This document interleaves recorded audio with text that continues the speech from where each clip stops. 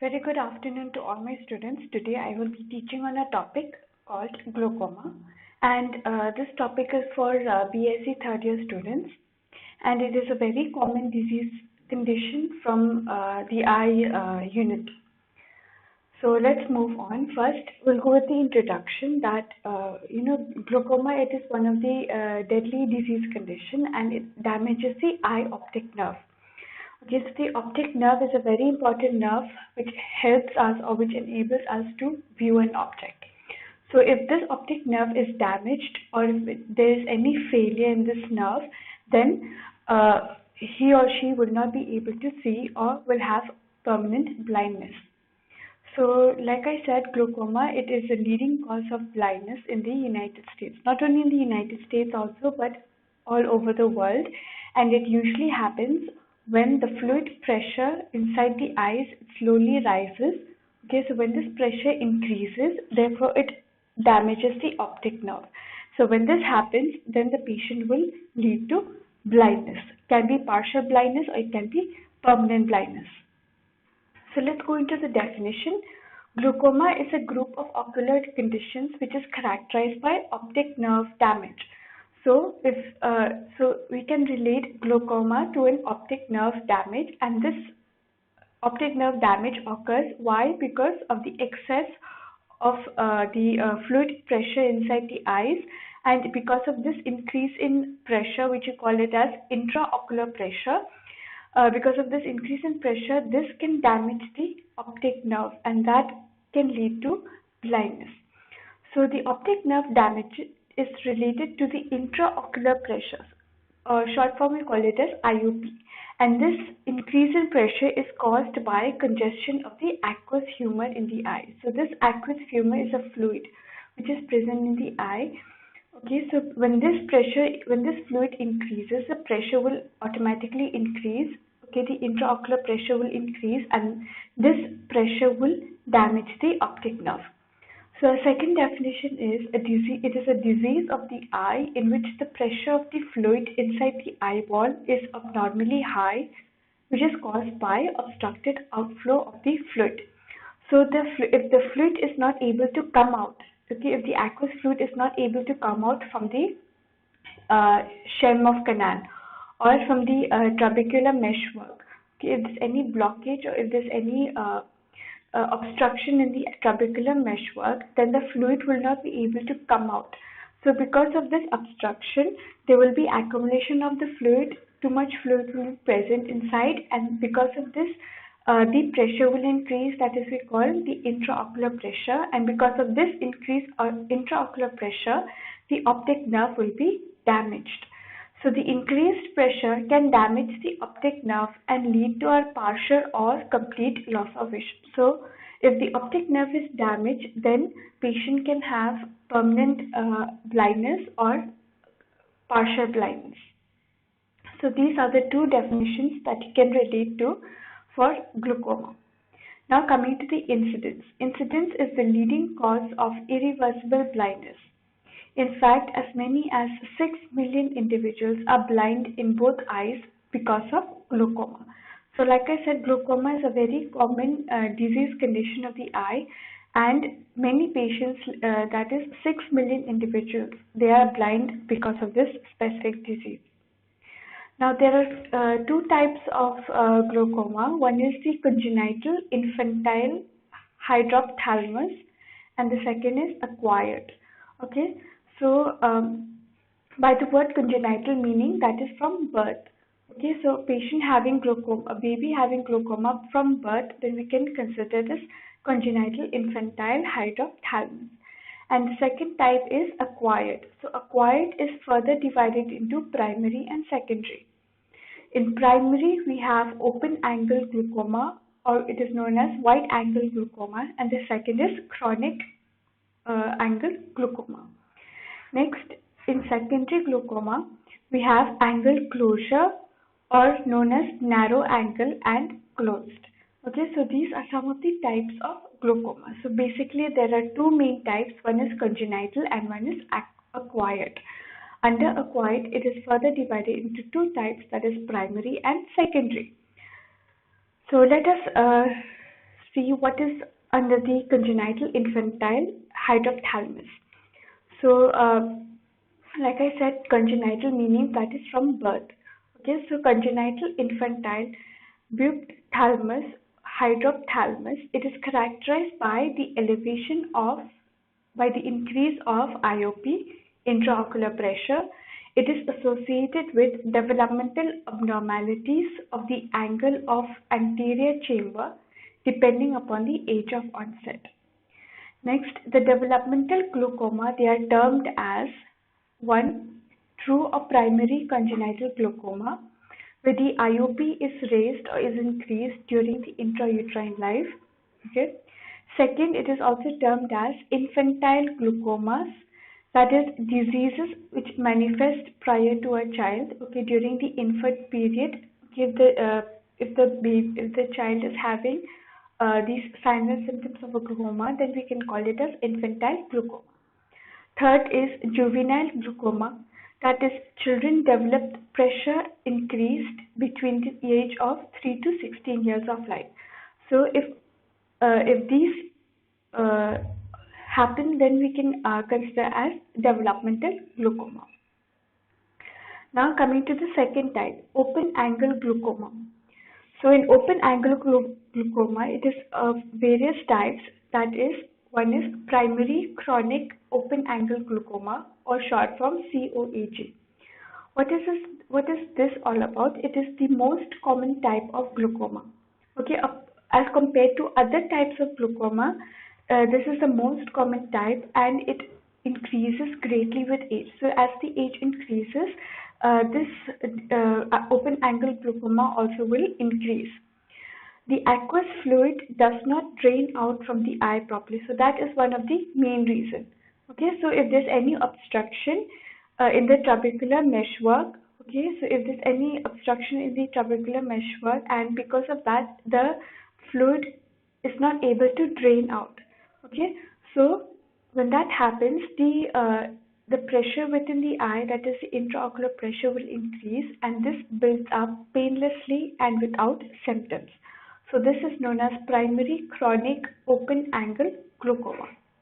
Next, coming to normal tension or normal pressure glaucoma or low tension glaucoma. This type of glaucoma is thought to be due to decreased blood flow to the optic nerve. So the main cause for this type of glaucoma is because of less blood flow to the optic nerve. So the optic nerve is not getting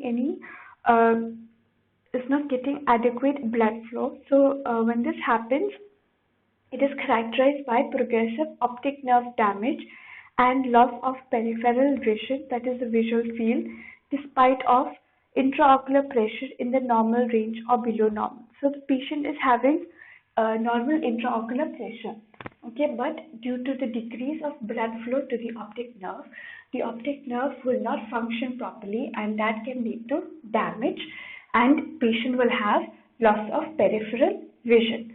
Okay, so the patient will have vision, blurred vision, or having vision loss. Third type is childhood glaucoma. Okay, so childhood glaucoma, it is an uncommon pediatric condition which is associated with vision loss. It is caused by trauma or any accident, any previous surgery to the eyes, or any other acquired or secondary causes, or abnormal increase in intraocular pressure.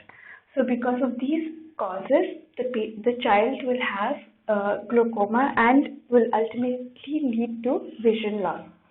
Okay, so this is the type, that is childhood glaucoma. Next, secondary open angle glaucoma. This results from an eye injury. Okay, if there's any accident or if there's any penetration into the eye, then it can also be because of inflammation in the eye, if there's any infection in the iris, okay, if there's any infection in the cornea or the iris, and also because of retinal vein blockage.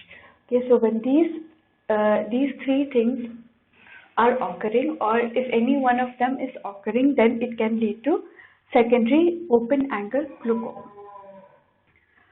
So as you can see in this picture, this is a normal eye, okay, and this is the eye of a glaucoma. So here the pressure, intraocular pressure is normal and there is no damage to the optic nerve. Whereas in the glaucoma eye, okay, you can see the pressure is increased. Okay, it's the pressure is uh, attacking the the sides of the sclera and the choroid layers. Okay, and ultimately it will attack the optic nerve and it causes damage to the optic nerve. So here, this is the, as, as you can see, this is the open angle glaucoma and this is the angle closure glaucoma. And this is normal fluid flow. So how does the fluid or the aqueous fluid, how is it being drained out? Okay, so it is like in this direction. Okay, as you can see in these arrows, okay, so the aqueous fluid will drain out from here, okay, near the iris, and then it will drain out through the we call it as Schirm of canal or the trabecular meshwork of the Schirm of canal. Okay, so from this point only the fluid will be drained out. Okay, but okay, so that is the normal. But in open angle glaucoma, okay, if there's any obstruction in the trabecular meshwork or if there's any obstruction in the Schirm of canal, then this fluid will not be able to drain out from this point, and because of this there will be increase in the intraocular pressure and that will damage the optic nerve. Now coming to angle closure, okay, as you can see in this picture, okay, so pressure pushes the iris against the, so when there's excess pressure in the inside the eyes, that is the IOP increases. So what happens, this pressure will push the iris against the cornea. Okay, and this will block the trabecular meshwork. And the iris and the lens, they will try to stick together and therefore the fluid will not be able to go towards the trabecular meshwork or towards the Schirm of canal. So this is angle closure glaucoma. So let us see in details what is angle closure glaucoma. Angle closure glaucoma, it can be acute or it can be chronic. Okay, so the common element in both is that the entire drainage angle becomes closed, so that the fluid within the eye, it cannot reach all or parts of the trabecular meshwork. Okay, so as you can see here, this is the closed angle. Okay, so here, because of the increase in the pressure, the iris and the lens, they will try to come together and it will try to stick or attach to each other. So this is causing a pupillary block. So it is causing a block here. Okay, so the fluid from the aqueous humor, it is not able to go towards the trabecular meshwork. It is not able to drain out. So it is forming an angle. Okay, so this is like a closed, all the pathways are being closed. Okay, the pathway towards the trabecular meshwork is also closed. So because of this, the fluid is turning back and it is coming back to its original position. So because of this, the intraocular pressure will increase more and therefore the optic nerve will get damaged. Okay, so as you can see here, the difference between the two, okay, the angles with you can see these blue arrows. Okay, so in open angle, okay, in open angle there is obstruction in the trabecular meshwork. Okay, the fluid is coming this way, as you can see the arrow, the fluid is coming this way and it is drained out towards the trabecular meshwork. But because of this obstruction or this blockage, the fluid will not able to go out, so there will be an increased pressure. Increased fluid will cause increased pressure, ocular pressure, and that will damage the optic nerve. Okay, and in closed angle, you can see that because of the increase in ocular pressure, the iris and the lens, they will try to attach, they will try to stick towards each other. Okay, therefore it will cause a pupillary block here, and because of this block, the fluid is not able to go out. Okay, as compared to this, the fluid is not able to go out towards the Schirm of canal, towards the trabecular meshwork. It is not even touching towards the trabecular meshwork. So that is called closed angle glaucoma. So like I said, angle closure glaucoma, it has two types, acute and chronic. So in acute angle closure glaucoma, when the angle or when the drainage angle of the eye suddenly becomes blocked, okay, so when this angle here is formed and there is blockage, pressure builds up rapidly, and this is called acute angle closure glaucoma. The symptoms here, patient will be having eye pain, blurred vision, headache, nausea, and vomiting. So this is acute angle closure glaucoma. Okay. Next is chronic angle closure glaucoma. When the drainage angle of the eye gradually becomes completely blocked. Okay, it becomes temporarily blocked. Okay, so here this is the angle. So this is called chronic angle closure glaucoma. This tissue, the drainage tissues will gradually start to form a scar. So there will be thickening of the blockage. Okay, as the blockage gradually increases or gradually continues, there will be a scar formation here between the iris and the lens. Therefore, because of the scar formation, the fluid will not able to drain out from the Sherlock canal. So it will not be able to touch or go towards the Sherlock canal. So that is why we called it as chronic angle closure glaucoma. This condition is generally silent, and severe glaucoma damage can occur without the person's knowledge. So it can be asymptomatic, and the person will not able to have some symptoms, and this will lead to permanent blindness. So these are the two types of angle closure glaucoma. One is acute angle, and second is chronic angle closure glaucoma. So I hope it is clear between the open angle and the closed angle. Okay, so as you can see here, it's only about the blockage. Okay, in open angle, the blockage is where it is in the trabecular meshwork.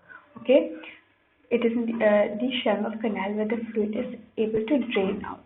Okay, but because of this blockage, therefore the fluid is not able to come out from here. Therefore, it is accumulated here inside the eyeball. Therefore, the intraocular pressure increases and damages the optic nerve. In closed angle, because of the increased ocular pressure, okay, it is pushing the lens and the iris to come together. Okay, so when it sticks towards when they stick to each other, there is a blockage, and that is called pupillary block. Because of this block, the fluid from here, okay, like in this diagram, the fluid from here, it is not going out towards the trabecular mesh, or it is not even touching, or it is not even reaching the trabecular meshwork. It has been blocked here because of the pupillary block. So this is forming an angle. Okay, so this is like a closed angle. So that is why it is known as angle closure or closed angle glaucoma. Now let us see what are the causes. The main causes are any eye injury or any previous eye surgery, or if there's any tumors in the eye, patient suffering from diabetes mellitus, or any cataract, okay, trauma, patients taking steroids, any emotional stress, patient taking antihistamine drugs like azole, patient suffering from hypothyroidism, okay, sleep apnea, leukemia, and sickle cell anemia. So these are some of the causes or etiology for glaucoma. Now coming to the risk factors. Okay, what are some these factors? Okay, they are some of these targeting factors that that a patient may be at a risk for having glaucoma. So one is age. Okay, age above 45 years. So patients who are above 45 years, they are at a high risk for glaucoma. Second, family history of glaucoma. Third, patients suffering from diabetes. Fourth, history of elevated intraocular pressure. Fifth, myopia or nearsightedness. Next, use of steroids. Okay, patient having thin cornea, also they are at a risk of glaucoma. Then a history of severe anemia or shock. Okay, number 9, cardiovascular diseases. Okay, any patient having heart diseases, they are also at a risk for glaucoma. Next, eye trauma or raise or abnormally high intraocular pressure. If the peripheral vision is decreased, then if there's any eye injury and patient's not seeing a rainbow, So these are some of the risk factors for glaucoma. Now coming to the pathophysiology of glaucoma. Okay, so there are two accepted theories regarding how the IOP is increased and how it damages the optic nerve. So first theory is the direct mechanical theory. Okay, so in direct mechanical theory, it suggests that the high IOP, it damages the retinal layers.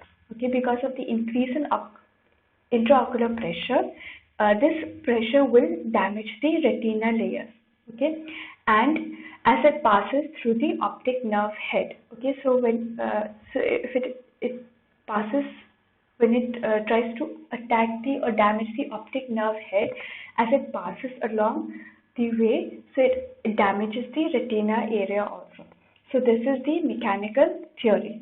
Next is the indirect ischemic theory. Indirect ischemic theory suggests that because of this increase in ocular pressure, this IOP compresses the microcirculation in the optic nerve. Okay, so it suppresses or it compresses it pushes the microcirculation in the optic nerve, and this will result to cell injury and death.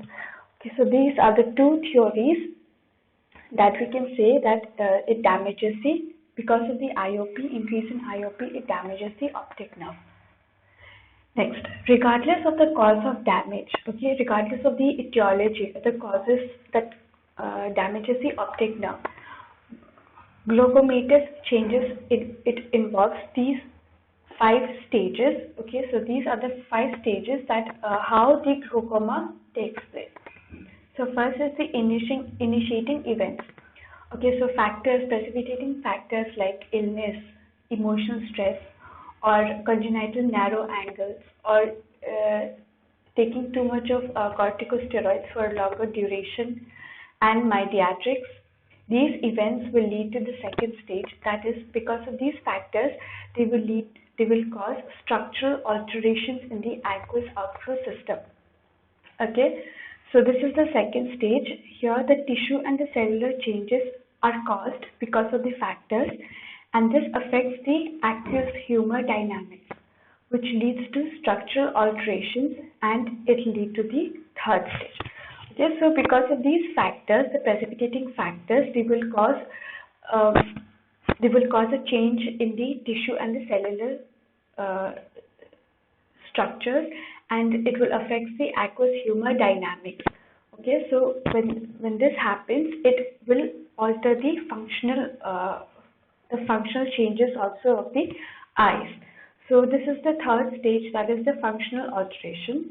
So conditions such as increased IOP or impaired blood flow will create a functional change, and that leads to the fourth stage.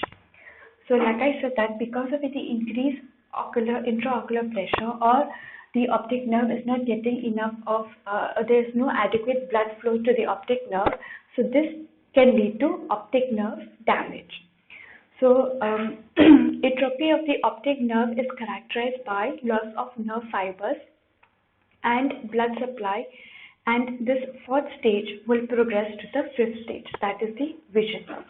So automatically, if the optic nerve is being damaged, why? Because of increased ocular pressure or decrease of blood flow to the optic nerve, then that will cause damage to the optic nerve and leads to vision loss. Okay, so progressive vision loss is characterized by visual field defects. That is, the patient will not be able to see the objects clearly. There will be blurring vision, and patient may have blindness. So these are the 5 stages, okay, that can lead to blindness because of glaucoma. So I hope this is clear about the pathophysiology. Okay, so there are two theories how the IOP damages the optic nerve in glaucoma, and these are the 5 events that takes place during the process of glaucoma. Now coming to the signs and symptoms, okay, patient will have severe eye pain because of the increased pressure. Next, eye redness, blurred vision, severe headache, nausea, vomiting, dry eyes with itching or burning, dark spot which will be present at the center of the eyes. Okay, then excess tearing or watery eyes, and difficulty in focusing the near objects or far objects. So there will be blurring of vision. So these are some of the signs and symptoms of glaucoma. Now coming to the diagnostic test. Okay, so these are the various tests that we can perform on a patient, okay, to detect glaucoma. First, the most important is the history. Okay, so ocular and medical history to investigate the history of predisposing factors. So it is very important to know their past history, their present history, their family history as well. Okay, and also the eye history. Next, tonometry. Tonometry is it is a test which determines the pressure in the eye. So tonometry detects the intraocular pressure. How much is the pressure inside the eye? It can be measured by the tone or firmness of its surface by the use of a test called tonometry. Next, ophthalmoscope. This procedure is done to examine the optic nerve. Okay, at the back of the eye. So ophthalmoscope is very important. Why? So that we can examine the optic nerve, whether if there's any damage or if it is okay. So these another test is gyroscopy. Gyroscopy is done to examine the filtration angle of the anterior chamber. Okay, it examines the angle, okay, the filtrated angle of the anterior chamber. The purpose of this test is to examine the drainage angle and drainage area of the eye. So it checks whether the aqueous humor is the aqueous fluid is being drained out from the Sherman's canal. So it checks the drainage angle, whether if there's any blockage in the if there's any blockage, okay, or if there's any obstruction. Next, perimeter. Perimeter to assess the visual fields. Okay, the visual fields to detect any late or early signs or symptoms of glaucoma, which causes damage to the optic nerve. Visual fields are measured by a computerized assessment. Next, pachymetry. Pachymetry, it is a relative new test which is being used for diagnosing glaucoma. Pachymetry determines the thickness of the cornea after the eye has been numbed with anesthesia eye drops. The pachymeter tip is touched lightly to the front surface of the eye. Okay, then recent studies have shown that the corneal thickness can affect the measurement of intraocular pressure. So pachymetry is it is a test where we check the thickness of the cornea, and this thickness can be checked after the eye has been numbed by using anesthetic eye drops. Next test is dilated pupil examination, where the pupils are being dilated. So coming to the medical management, the aim of glaucoma treatment is prevention of optic nerve damage through the medical therapy. Lifelong therapy is almost always necessary because glaucoma cannot be cured. The treatment goal is to decrease or to maintain the intraocular pressure. The patient is monitored for the stability of the optic nerve. So we have to check whether the optic nerve is fully functioning or not, and we also have to maintain the intraocular pressure. So there are some medications that will decrease the intraocular pressure. The patient is usually started on the lowest dose of topical medication and then advanced to an increased concentration until the IOP is stable. So these are some of the drugs that are used to treat glaucoma. Number one is cholinergic miotics. The drug name is pilocarpine or carbachol. Okay, so the dose is 1%, 2%, or 4%, and how many drops in a day? 3 to 4 times in a day. Okay. The action is it increases the aqueous fluid outflow by contracting the ciliary muscles and causing meiosis, and helps in opening the trabecular meshwork. So if the trabecular meshwork is being obstructed, okay, if there's any obstruction or then the fluid will not be able to come out, but this medication, that is pilocarpine or carbachol, will help in opening of the trabecular meshwork. So the nursing responsibility: caution patient about the diminished vision in dimly lit areas. Next medication is adrenergic agonists such as dapivirine and epinephrine. Okay, So the action of this, it reduces the production of aqueous humor and increases the outflow. So it helps the aqueous fluid to, it helps the aqueous humor to flow or to drain out from the eyes or from the shelf of canal. Next, beta blockers such as betazolol or timolol, okay, 0.25 or 0.5% 2 times a day. This decreases the aqueous humor production. Okay, so if there's too much of aqueous fluid in the eyes also, so that causes increase in intraocular pressure. So therefore, by giving this medication, it will decrease the aqueous humor production. Next, alpha-adrenergic agonist, such as medications such as upra-clonidine and premonidine. So this also decreases the aqueous humor production. Number 5, carbonic anhydrase inhibitors such as azithromycin and midazolamide. Okay, 250 mg or TDS or 3 times a day or 4 times a day is given. So this medication also decreases the aqueous humor production.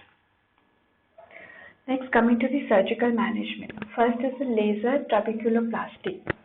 Okay, in this, the laser burns are applied to the inner surface of the trabecular meshwork to open the intratrabecular spaces. So if there's any obstruction in the, as you can see here, this is the trabecular meshwork. So if there's any obstruction here in the trabecular meshwork, a laser will be inserted and it will be applied and it will try to open the spaces. This helps in promoting the outflow of aqueous humor and it will decrease the intraocular. So when the spaces are open, therefore the fluid will come out, will drain out, and therefore the IOP will decrease. This procedure is indicated when IOP is inadequately controlled by medications. Serious complication is a transient rise in IOP. So this is usually 2 hours after the surgery. So this is done when medications, when the IOP is not stable or not maintained by giving medications also. Next, laser iridotomy. Laser iridotomy, it is an opening which is made in the iris, okay, to eliminate the papillary block. So like I said that in angle closure glaucoma, a papillary block is made, okay, when the iris and the lens are being stick together, they are attached together. So what happens is an opening will be made in the iris so that block will be opened, okay, and the fluid will drain out. Okay, so as you can see in this picture, they will be using laser rays. Okay, so this is the connection, iris and lens. So a laser will be formed in the will be given in the iris, and this opening will take place, and therefore the fluid will drain out. So the fluid will drain out from the trabecular meshwork. Okay, so this is laser iridotomy. Potential complication is burns to the cornea, lens or retina, and transient elevated IOP. So that is the complication of this surgical management, that is laser iridotomy. Next is the filtering procedures. Okay, these are used to create an opening or fistula in the trabecular meshwork to drain out the aqueous humor. This allows the aqueous humor to flow out and exit by different routes. So there will be an opening. Okay, filtering procedures. This will include opening in the trabecular meshwork. So they will try to open to provide an opening space in the trabecular meshwork. Therefore, the fluid will come out and it will drain out from there and it will go out by different routes. So trabeculectomy, it is a standard filtering technique used to remove part of the trabecular meshwork. Complication includes hemorrhage, increased IOP and cataract. So trabeculectomy is nothing but removal of the part of the trabecular meshwork. So by removing the parts of the trabecular meshwork, the fluid will drain out from there and the IOP will be decreased. So that is the difference between trabeculectomy and filtering. In filtering procedures, they will create an opening, okay, or they will create an opening or a fistula or a diverting pathway so that the fluid will come out. And trabeculectomy is removal of a part of the trabecular meshwork so that the IOP will decrease. So these are some of the surgical management for glaucoma. Now coming to the nursing management, nursing diagnosis, acute pain related to increased IOP. The nursing interventions are administered opioids and other medications as directed. Explain the patient that the goal of treatment is to reduce IOP as quickly as possible. Reassure the patient that with reduction in IOP, pain and other signs and symptoms also will subside. So we have to educate the patient that if the IOP decreases, then the signs and symptoms also will subside or they will decrease. Next, fear related to pain and potential loss of vision. So we have to provide reassurance and calm to the patient so that their anxiety and fear will be reduced, and you have to provide emotional support. Okay, we have to, because they may have loss of vision, so we have to give them emotional support. Next, nausea and vomiting related to opioids and other medications. So to prevent nausea and vomiting, we can give antiemetic drugs such as tablet NSAID, okay, or aldosterone injections can be given so that patient will not have any nausea and vomiting, and will provide support to the patient. Okay. Next, knowledge deficit related to disease condition. Okay, so we have to provide knowledge about the glaucoma, about the the causes, what are the signs and symptoms, and what are the various diagnostic tests and their management. Then we have to provide knowledge regarding the medication and the side effects. So we have to teach the patient how to provide the eye drops and how many times a day they have to give, they have to apply the eye drops, and what are the prevention that they have to take. Okay, so these are some of the nursing managements of glaucoma. So we have come to the end of the topic today. I hope this is clear. Thank you.